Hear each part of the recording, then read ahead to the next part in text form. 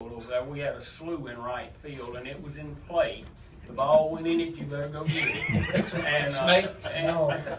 But it was quite some tales to tell about that field, because umpire could not see you when it went over the hill. But like I say, we did all right. That's funny. That was a secret well kept for you guys.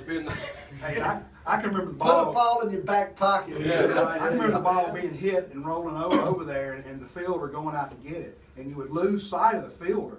And all of a sudden, here comes the ball. He picked it up and he's throwing it back. Here it comes. That's hilarious. That is funny. Yeah. Coach, looking back at those times, I know we got Lance Smith and Butch Keene and Ronnie Keene here this morning.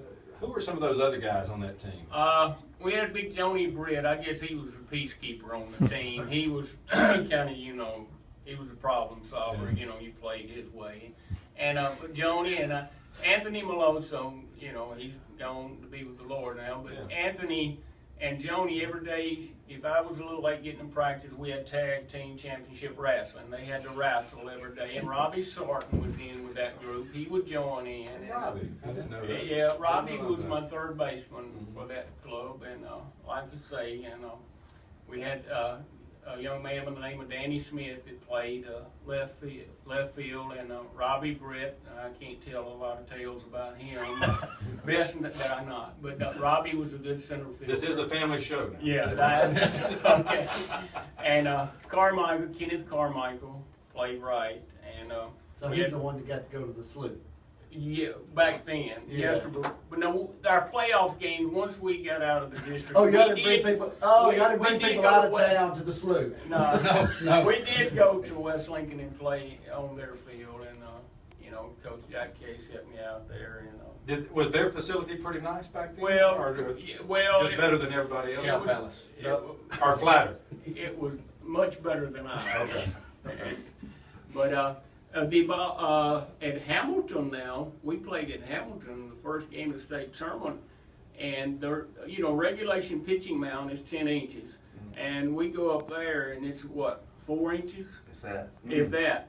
And the guy walks out there, steps on home plate and steps off so many steps and nails the pitching rubber down. And after about the first inning, Lance says there's something wrong. His dirt ball hitting about 2 feet out in front of the plate, and so somebody goes and buys tape measure. He's pitching 62 feet instead of the regulation 60, So, but anyway, that worked out good. But we had a lot of fun. It's called home field advantage. Yes. Is that where the poles was in the outfield? They had poles in the outfield, 2 old light poles. They had committed turn a little league field into a high school baseball field, and the poles were cut off in the way out there. But we avoided most of them. But now, like I say, we had Butch. His parents named him right. He's a Butch now because Butch had the philosophy behind the plate. If a runner got on, go ahead and run. I'm gonna throw you out, and he did most of the time. And he was about the 5th inning at Hamilton. Lance began to tar maybe a little bit, and I sent Butch to the mound to speak to him. Just stay out there to the umpire, just give him a breather. Butch goes out there and asks him about this young lady sitting in the stand. Boy, she's looking good, But anyway, we had a lot of fun. Going back to that, I watched the what is Butch coming out here for? Go back to the time play, Butch. Leave me alone. But he broke the mood and got me back where I want to be at. So was your mind on the little girl behind home plate, or where was it at? I never had seen the girl. Butch noticed it. And he had his back to the audience. What's going on, I don't know. I had to figure that one out. Watching King, you out there. In that particular game, Lance had one ball he liked to throw up there. Had a little scuff on it, too. Don't tell me sleeping. And Butch finally stands up and he looks at the ball and said, "Hey, Mr. Ump, this ball scuffed up a little." I thought him and Lance was going to fight when they got in the dugout, but, But we had a principal, Mr. Greg Whittier, that really supported our baseball program too. He supported every fashion of it. He must have been a young principal. That was his first year. He whipped me about 30 years later. Well, I'm sure you didn't. I didn't deserve it. I know. No. But he supported us, and he got in these model airplanes. He liked to fly them, and Sunday afternoons we practiced baseball up there at school, and he'd be down on the football field flying those planes, and our kids would all batting practice trying to hit those planes. But anyway, he was a lot of support for us and did a good job. You're listening to Coach Ricky Smith and some of the crew from 1980, that Loyd Star championship team. I just got a text from Coach Breakfield out there at Loyd Star. All the coaches are gathered around the radio listening, and want to thank y'all for all y'all did and the effort that was put in at Loyd Star. And tomorrow, a must-win for these Hornets. Coach, I know you've been watching them and keeping up with them. This team's loaded with some talent this year. Oh, yes, sir. This is a great team. This is a great team. We have pitching, have hitting, and is it okay to say that our young man won the two?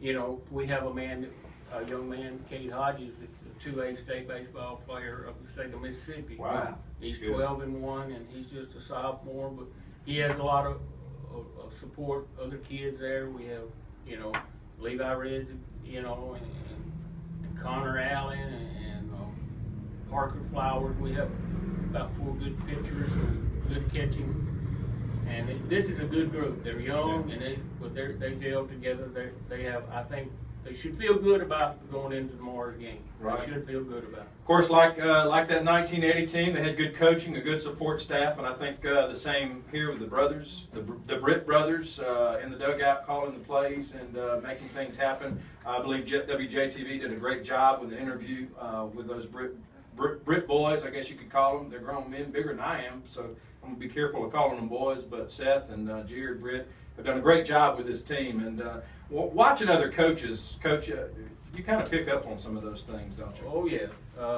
They, like I say, they're dedicated to the game, and I watched them play, got to coach a little bit of them before I got out of it. And they're dedicated to the game, and they're up on the game. And like I say, they do a real good job, and kids really respect them and play hard for them. Right. You know.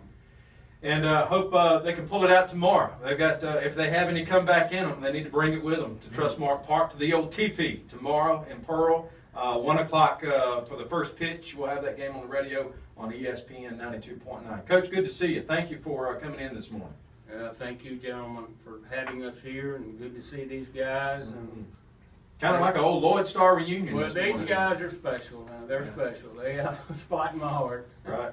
Lance, you have any final words that you want to add to the broadcast this morning? No, just appreciate having us. Bring back good memories. Yeah.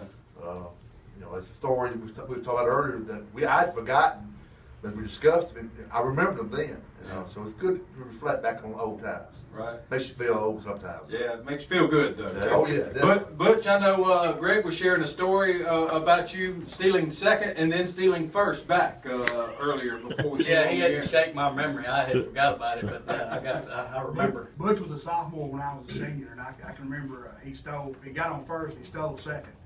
And the next batter swung at a pitch and got away from the catcher. And somebody, I think, convinced Butch out at second that it had been a foul tip. And he turned around and starts walking back to first. Well, it was a live ball, you know, and somewhere in the process, they all figured it out, and Butch slid in safely at first. So he stole second and first again. That might be a Lincoln County record, I guess. It may be. It could be. It could be. Ronnie, I know you look back as a young guy, as an 8th grader, you were on this team with these guys and playing with them. Where'd you go at that point? Did you pitch too at Loyd Star? Or kind of tell us some of the positions you played at Loyd Star. Did you play them all? I played second base. I just went wherever Coach Smith told me to go. That's where I went. Quickly, in a hurry. You know, talking about you, we don't want to make y'all feel old, but you said you started back the process in '77. That's right. That was the year I was That's born. Yeah. Well, hey, Lance, no matter how old it makes you feel, I'll share some philosophy that Terry Britt and I have, and you guys can take this with you for the rest of your life, okay?